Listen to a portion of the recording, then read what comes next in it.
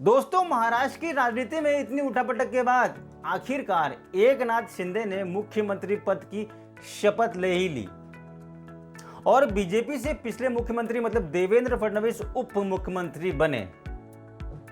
अब आखिर सभी के मन में एक ही सवाल है कि आखिर ऐसा क्या कारण है कि शिवसेना के बागी कहे जाने वाले एकनाथ शिंदे 39 एमएलए लेकर आए और मुख्यमंत्री पद की शपथ ले ली और 106 एमएलए लेकर बीजेपी के महाराष्ट्र के चाणक्य कहे जाने वाले देवेंद्र फडणवीस को उप मुख्यमंत्री बनाया गया। बावजूद इस बात के कि उन्होंने सरकार से दूर रहकर काम करने को पब्लिक में, मीडिया में अनाउंस तक कर दिया था। आखिर बीजेपी की इसके पीछे की क्या रणनीति हो सकती है? दोस्तों, महाराष्ट्र की राजनीति में इतने ट्विस्ट एंड टर्न्स आने के बाद लोगों की इस पर अलग अलग राय है। किसी का कहना है कि बीजेपी ने ईडी से डरा के सभी विधायकों को अपने पक्ष में लिया, तो किसी का कहना है कि बीजेपी ने पैसे देकर खरीदा है ताकि वो शिवसेना को पूरी तरह से महाराष्ट्र में खत्म कर पाए और वगैरह वगैरह। तो दोस्तों, वहीं दूसरी तरफ एकनाथ शिंदे और उनके गुट को उद्धव वाली शिवसेना गद्दार कह रही है।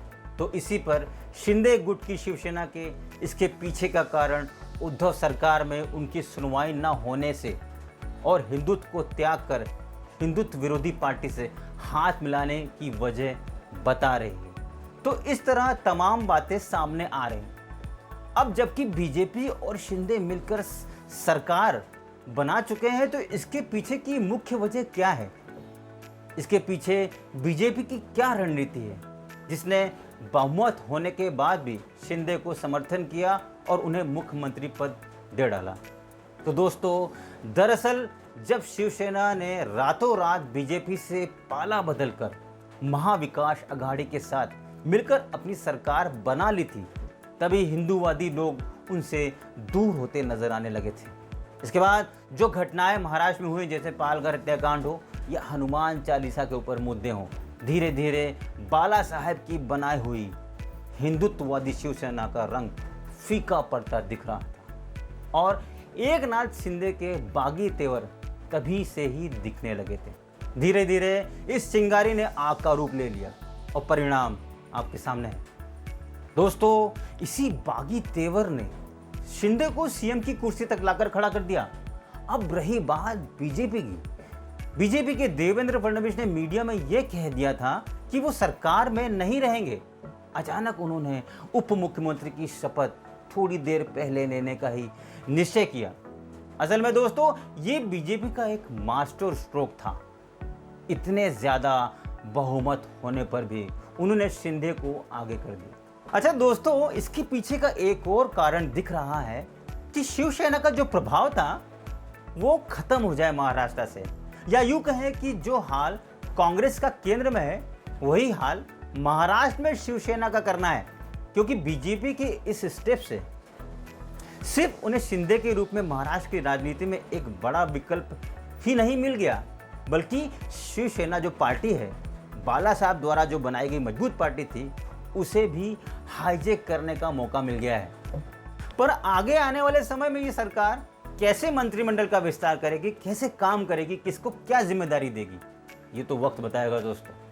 पर राजनीति जैसा क्षेत्र जहां पर अपने फायदे पर, अपनी पोजीशन के लिए नेता स्टेटमेंट बदल देते हैं, दल बदल देते हैं और न जाने क्या क्या करते हैं, कहीं ऐसा ना हो कि आग से खेलते खेलते बीजेपी के हाथ खोज जल जाए।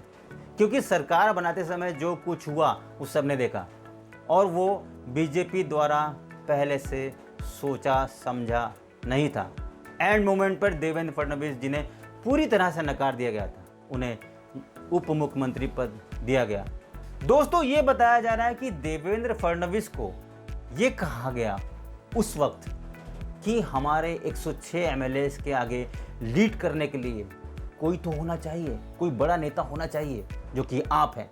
तो चिंगारी तो कहीं भी लग सकती है। खैर, अपनी पार्टी के देवेंद्र फडणवीस और उनके समर्थन में खड़े एमएलएज अपनी पार्टी के सीएम का बेसब्री से सीएम बनने का इंतजार कर रहे थे। तो वो आगे पार्टी नियमों पर कहां तक कायम रहते हैं वो तो वक्त बताएगा।